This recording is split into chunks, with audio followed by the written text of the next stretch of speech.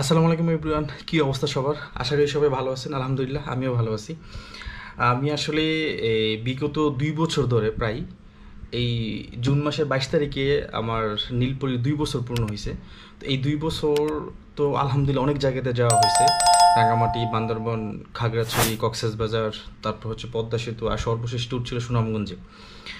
আসলে আজকের যে ভিডিওটা নিয়ে আমি টপিকটা নিয়ে আলোচনা করব সেটা হচ্ছে একজন বাইকার হিসাবে আপনি আপনি একজন বাইকার হিসাবে আপনার যে সেফটি গার্ডসগুলো আছে, যেমন হেলমেট, তারপর এলবোনি, তারপর হচ্ছে হাতের গ্লাভস, যদি আপনার রাইডিং জ্যাকেট থাকে, তারপর শু থেকে ধরে মানে যাবতীয় যে আমাদের সেফটি গার্ডসগুলো আছে, আমি সেই বিষয়টা নিয়ে আজকে সবার সাথে একটু কথা বলবো।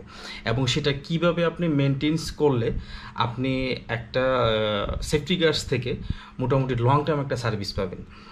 আর লং টাইম সার্ভিস পাবেন এজন্য বলতেছি কারণ সব একটা কথা আছে যে আপনি যত্নে নাকি রতন মিলে। তো সেই ক্ষেত্রে যখন আপনি একটা জিনিসের যত্ন নেবেন, তো সেই ক্ষেত্রে অবশ্যই আপনি এটা থেকে ভালো একটা সার্ভিস পাবেন। তাহলে চলুন আজকে ভিডিওটা শুরু করা যাক।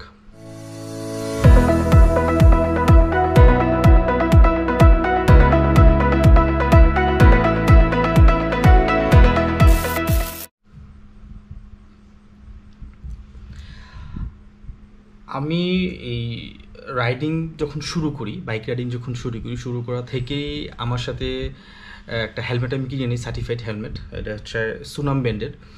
তো হেলমেটের পাশাপাশি যে অন্যান্য গার্ডসগুলো আছে, যেমন গ্লাভস এবং এলবো এবং নি যে দুইটা একসাথে সেল করা হয়, ওই দুইটাও আমি সেফটি গার্ডস কিনে ফেলার কারণ হচ্ছে একটাই, যেহেতু আমার ইচ্ছা হচ্ছে লং ট্যুর দেওয়া, আমি অবশ্যই লং ট্যুর দেবো। তো সেই ক্ষেত্রে আমার নিজের সেফটিটাও তো আমার দেখতে হবে আগে। শুধু আপনি শখের বসে একটা জায়গায় চলে গেলেন অথবা রাস্তায় একটা দুর্ঘটনা হলো, তখন আপনার আসলে অস্তিত্বই থাকলো না। তাহলে তো আর এটা মানে আপনি একজন রাইডার বা আপনি ভ্রমণ পিপাসু হতে পারলেন না। আলহামদুলিল্লাহ, যাই হোক, আমি এই ২ বছরে আমার সার্ভিস, যে রাইডিং যে সার্ভিসটা আছে, সেটার মধ্যে প্রথমত হচ্ছে আমি যে, এটা হচ্ছে আমার হেলমেটটা। এটা হচ্ছে সুমান ব্র্যান্ডের একটা হেলমেট। এটা আমি বাইক কেনার ৩ দিন পরেই নিই, আমার যতটুকু খেয়াল আছে। জুনের ২২ তারিখে আমি বাইক কিনি, ২৫ না ২৬ তারিখে আমি হেলমেটটা কিনি।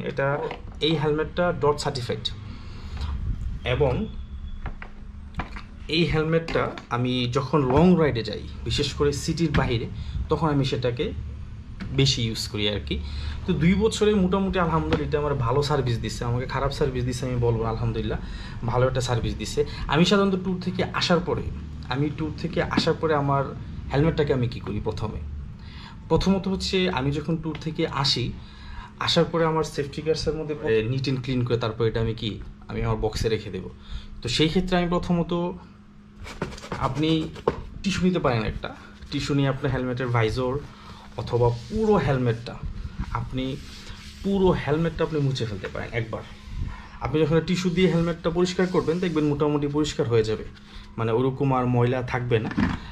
আর এটা পরিষ্কার করার কারণ হচ্ছে একটি, আপনি যখন একটা লং ট্যুর থেকে আসবেন তখন অবশ্যই হেলমেটটাতে ময়লা থাকবে, আপনি পরিষ্কার করে ফেলতে পারবেন। তো এই জন্য আমি প্রথমত আমার হেলমেটটাকে আমি পরিষ্কার করি। আর যদি আপনি আরেকটু কেয়ারফুল হন যে না, আমি এটাকে আরেকটু ভালোভাবে নিট অ্যান্ড ক্লিন লাগবো, তো সেই ক্ষেত্রে ওয়াশিং জেল পাওয়া যায়, যেটা আপনি কিনতে পারেন। এটা খুবই সিম্পল। এই ওয়াশিং জেলটা আপনি জাস্ট হেলমেট উপরে মারলেন, এই যে একটু স্প্রে করার হয়তো ৫-৭ মিনিট অথবা ১০ মিনিট পরে আপনি আবার একটা টিস্যু নিয়ে সুন্দর করে আস্তে আস্তে মুছে ফেলেন। এই দেখেন একেবারে নিউ হয়ে যাবে, মানে টোটালি নতুনের মতো হয়ে যাবে এবং সেটা খুবই ভালো এবং সুন্দর এবং পরিচ্ছন্ন দেখাবে। তো আমার প্রথম পার্টটা হচ্ছে হেলমেটটা। আমি হেলমেটটা পরিষ্কার করে ফেললাম, ক্লিন করে ফেললাম। আর যদি আপনি চান যে না, আমি এই প্যাডগুলো খুলে ফেলবো, এই প্যাডটা খুলে আপনি রোদে দিতে পারবেন অথবা আপনি ওয়াশ করতে পারবেন। হ্যাঁ, অবশ্যই ওয়াশটা কিন্তু আপনার ডিটারজেন্ট দিয়ে করবেন না, এটা শ্যাম্পু দিয়ে ওয়াশ করবেন। তাহলে সেক্ষেত্রে এটার যে ফোমের যে স্থায়িত্বটা আছে, এটা একটু লং লাস্টিং হবে আর কি।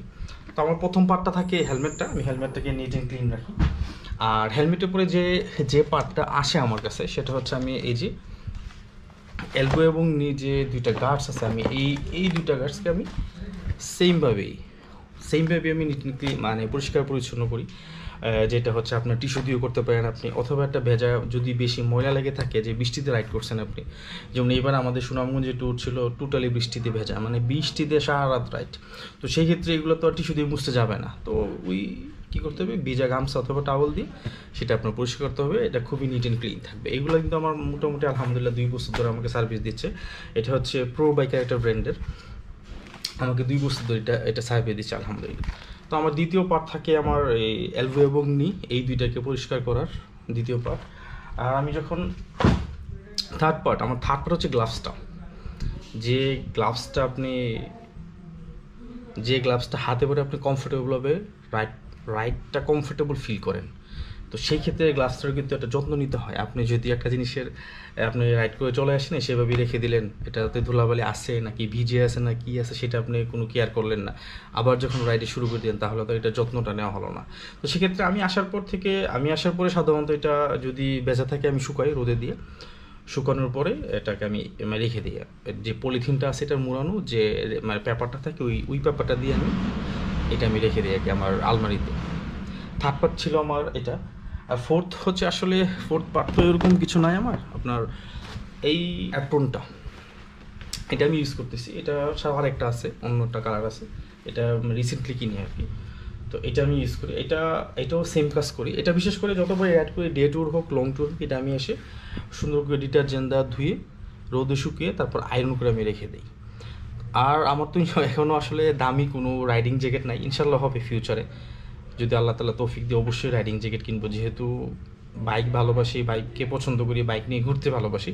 তো সেক্ষেত্রে রাইডিং জ্যাকেট তো একদিন ইনশাল্লাহ হবে। এই ছোটোখাটো কাজগুলো যখন আপনি একটা ট্যুর থেকে এসে করবেন, অথবা এই জিনিসগুলো আপনার যত্ন নেবেন, সেগুলো দেখবেন সবসময় আপনাকে ভালো একটা সার্ভিস দেবে। আর ভালো সার্ভিসটা পেলেই আপনার কাছে কমফোর্টেবল ফিল হবে, আপনি রাইড করে মজা পাবেন, কোথাও ঘুরতে গিয়েও একটা আরাম পাবেন। আর আজকের ভিডিওটা আপনাদের কাছে কেমন লাগছে সেটা কমেন্টস করে জানাতে পারেন। আর যারা আমার ইউটিউব চ্যানেল নতুন, দয়া করে আমার চ্যানেলটা সাবস্ক্রাইব করে দেবেন, আর আমার ফেসবুক পেজ একটা ফলো করে দেবেন। তো এই পর্যন্ত সবাই ভালো থাকবেন, সুস্থ থাকবেন। দেখা হবে ইনশাল্লাহ আরেকদিন অন্য কোনো ভিডিওতে। আসসালামু আলাইকুম।